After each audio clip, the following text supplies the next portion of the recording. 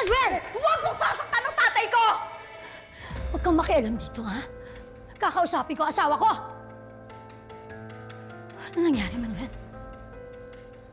Di ba may kasunduan tayo?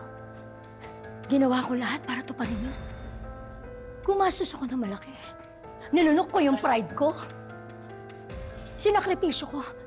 Pati hustisya para kay Jessica, para sa ano? Iniwan mo rin ako. Ngayon nakawala na tong kulin na to, ano? Tatakasan mo ako? Kasi alam ko na yung totoo. Huwag ka magpaumanga na para napakalinis mo. At hindi lang tumawag ang guard. Oo. Ano sinasabi mo?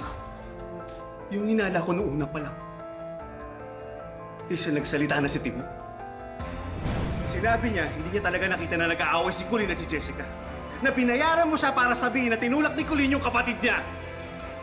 At nang magkaroon ka ng chance para bawiin si tatay, ginamit mo ulit si Mang Timo?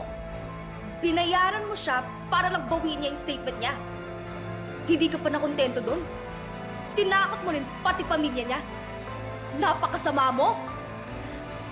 Kayo masama. Ang sama nyo! Kayo nag-iimbento ng kwento para lang balikan kayo ni Manuel. Ano nag-iimbento? Oh, ito resibo.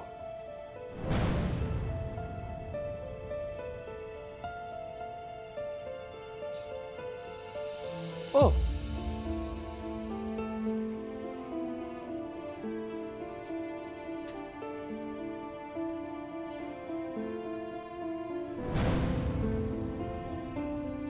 Kopya ng sulat ni Timo.